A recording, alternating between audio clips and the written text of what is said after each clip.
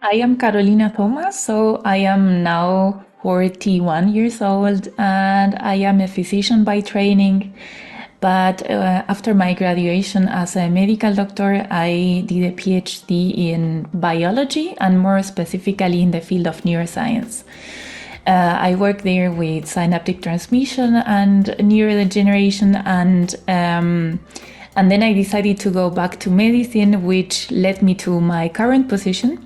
So I actually work part-time as a postdoc and part-time as a resident in neuropathology. That basically works in that I rotate every 4 months, either in my research institute or in the diagnostics.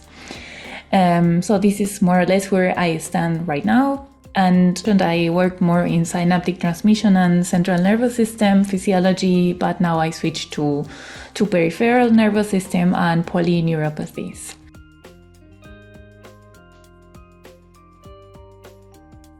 And going back to the time that I joined Fast Forward, this was at the time in my transition from my PhD to my resident position. At the time in my residency, I was also doing some research at the side of my diagnostics. Also now it is formalized with 2 separate contracts. At the time I was doing both at the same time, but it wasn't really formalized. So my main task was to diagnose neuropathology cases. But there was also the expectation that we supervise the students and continue doing research. So I get to know about Fast Forward at the time, and I think at the time it was very chaotic. My life was very chaotic because I came from a PhD where I had all the flexibility, all the time that I wanted for my project. I also had a lot to do, of course, but it was 100% flexibility for my time management. And the moment I switched, I had a more fixed schedule, and it was very challenging. So basically my day was, I would start my day just coming, look what was at my desk, and just doing what was in front of me until I had no more energy. So my challenge was actually to find a way of managing my projects and managing my time. It was very, very basic. And also in my private life, it was also very chaotic because PhD life pushed me to sometimes, for example, work on weekends or work long hours. So I didn't really have routines in place. And and also one of the goals at the time was to develop a more sustainable routine, like also in my private life and also in the context of my work.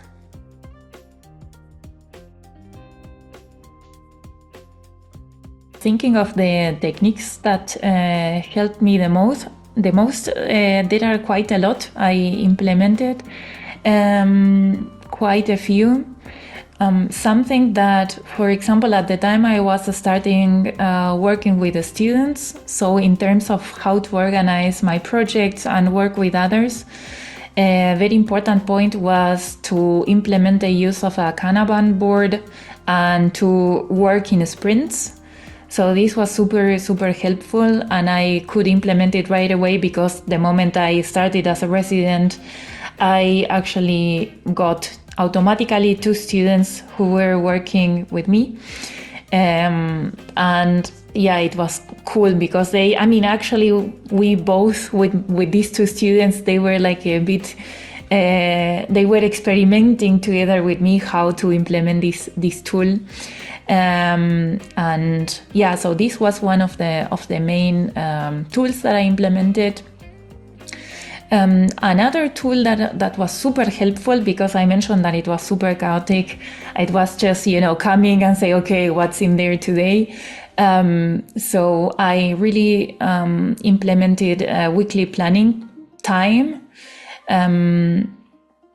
because I think there's the misconception, especially at least in my experience in academia many times, that anything or any time or any energy invested in something else that it's not collecting data, it's a waste of time. So after, I think I learned in Fast Forward that it makes sense and it pays off to invest time in planning. So I could consistently implement time for weekly planning and for set my weekly goals and say, okay, what I want to achieve, that at the end of the week, it's a must that has to be done.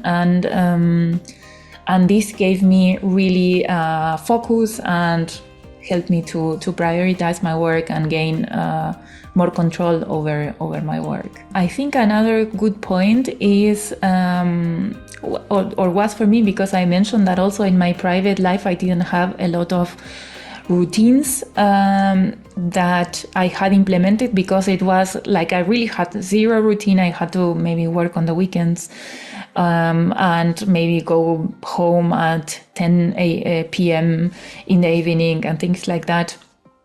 And I think Fast Forward, like the whole course, helped me to reflect about my habits.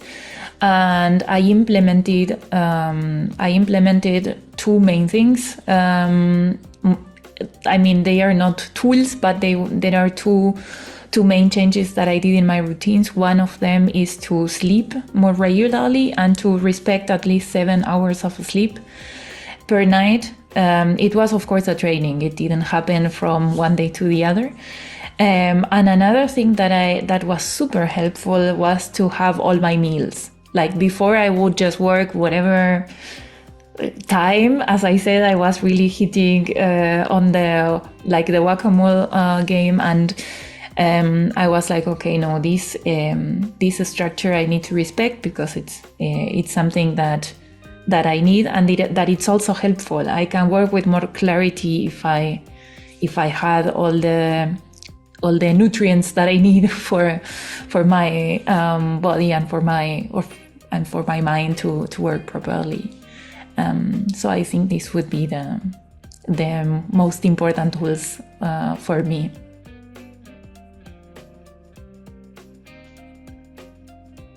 I think that was, as I mentioned, I implemented it for supervision, but I actually implemented it also for myself and also for my private life. So I can also get track of other projects, like even planning my vacations and things like that. And I think the effect of this was in me and also in my students was to have really clarity. What's the next step? What is that we achieve? I think it also provided a platform for discussion. Like, for example, as I mentioned, we have this board, and then we would work in a sprint. So every 2 weeks we would meet and define what the goals for the work in the coming 10 days is going to be. And then, of course, we would have clarity because we had our project in front of our eyes. We would see what was there. And it also was super helpful to see, okay, we plan to do this amount of work, and then in 15 days we come back and we say, actually we overplanned, or actually it wasn't very realistic, or we didn't take these and these factors into account. So we actually could optimize our working system, so to say, and our working rhythm, because we had these tools. So that was a super big gain. And I think I also mentioned a little bit when I talked about the weekly goals. Of course, having a direction, where you want to go that week, it is very, very helpful, because we all have these moments where things pop up, or there's an email about something being super important, or when the energies are low, you tend to say, okay, let me just do this organizational thing. And I think having the goals to go back to was super helpful to procrastinate less, have clarity about what had to do for that week. Usually when I set my goals for the week, I also assign a time for them to happen. I more or less know when I am going to tackle that task. And yeah, that of course was also a big gain in terms of focus, in terms of how to manage my energy and how to manage my attention over the day. And it definitely reduced the amount of procrastination and working on little tasks to get a little bit of reward of, yeah, I got something done, but actually the main things are still to be done. Okay, this was reduced. And I also mentioned some changes in my routines, and actually, yeah, it was the implementation of new routines. And I think that was one of the biggest things, because I think it affected my work a lot, because I had more clarity. If you sleep properly, of course, your whole organism can tackle the daily challenges much better. With the lunch, for example, lunch was one meal that I was always skipping. Because I was like, I always had a lot to do. Also, the way at the time our work was organized, we had a fixed meeting, a fixed 2-hour meeting starting at 1. And there was something that we always had to do at around 12. So it was super bad, because it was a very reduced time for lunch. But being very consistent with that and always taking at least 20 minutes gave me a little bit of a break before tackling the second part of the working day. So that was a big a big win also in terms of getting more energy for the second part of the day. And I think also one big win in that context was to also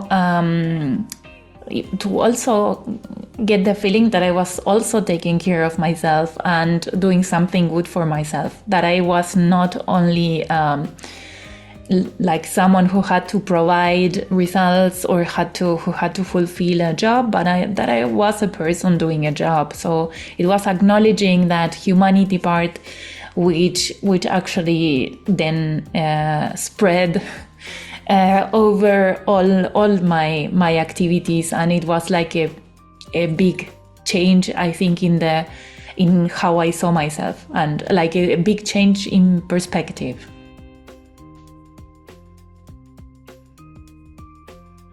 One of the nice things of Fast Forward is that you work in groups. But of course, when you are a participant, you focus more on your own experience and what you are discovering and so on. As a tutor, you are also more on the observer seat. So you get to witness, so to say, the process of the others. And I think really it strikes me every time how normal it is, or how normal are a lot of processes that we all go through. That, many times I had the feeling, oh, this is only happening to me, or this is happening to me because, I don't know, I am not good enough for this job, or maybe I am not so capable and this is why this is happening. And things like, I don't know, working a lot of extra hours, or feeling overwhelmed by a to-do list, or not having routines put in place which take health into account. This is very normal, and I think the tutoring experience gave me this normalization of the experience and this feeling that, okay, we are all on the same boat. We, especially scientists working in an academic context, we really have or share similar struggles, also because of how the system is built. And so that was one of the experience. Really, feel, okay, it is normal. What I feel is normal, and I think also the participants that I accompanied also had the same feeling, and this of course is very relieving, because it's like, okay, there's nothing wrong with me. This is just the way we work, and these are the challenges that we face in this academic context. I learned it, but I also got to practice it. Mostly was to be an active listener. Also in many cases to be an active reader, because we worked a lot on this chat form, and this active listening and practicing this, and listening or reading what the other person is trying to say without having to put my own my own preconceptions.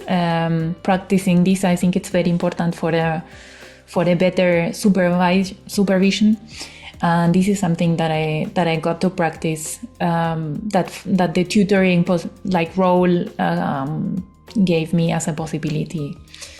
And I think, I don't know, I have the impression that probably everyone said the same, but I think the part that I enjoyed the most was to be able to witness the growth of others. We get to see this sometimes when we supervise the students, that we see them over time, but change in academia happens so slow that sometimes you spend 3 years before a project is concluded, or even longer.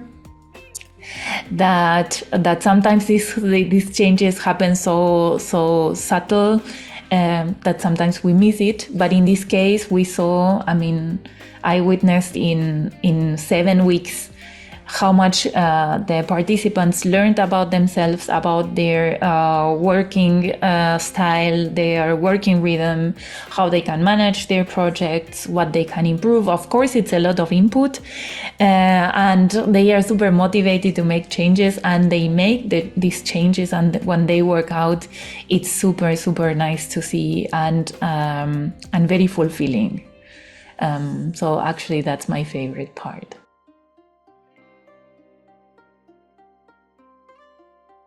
I think that actually what I was more scared of is what actually I enjoy the most. And it was to, of course, there are a lot of tools, and I love all that I won by applying them. But for me, it was the possibility to have the time to explore new ways of working. I think I approached it in a very playful way. So I spent some time, I was really into it, and I checked, for example, different softwares to design, for example, the Kanban boards.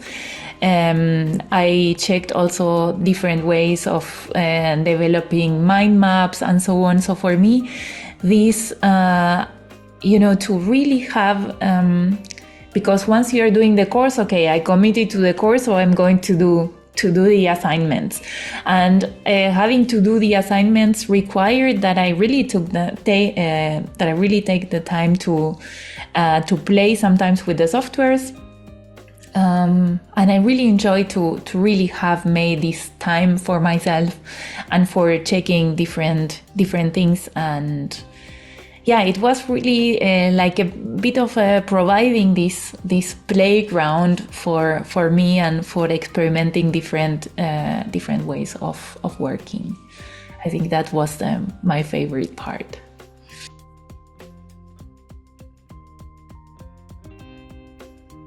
I was a bit reluctant because I also said it's 7 weeks, so it sounded like a lot of time. It's not like a 2-day seminar that, you go, you spend 2 days and that's it.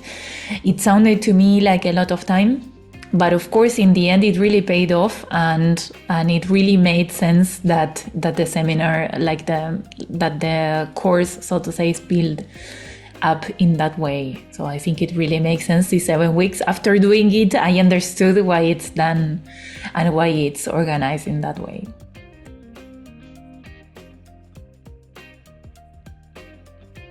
I would say probably the ideal moment to join is when you are in a phase of starting something. So for example, if you are starting your PhD or you're starting your a postdoc project, or of course all these starting phases are it would be super useful because you will get to implement all the tools and use this working system for the project you are starting. In my case, it wasn't like that. So actually, I had already projects which I had started, and I was anyways able to implement all these tools. And what I did was just to take a bit longer to implement all the tools, so to say. But in principle, it's very good if you are starting a project. Yeah, so I mean, I mentioned groups in the career development and so on, but I think that for any person in academia, it would be useful as long as you are ready to commit to the tasks that are proposed, and you approach them with an open mind, because of course it's going to be a lot of concepts that you don't know and that you will have to play with.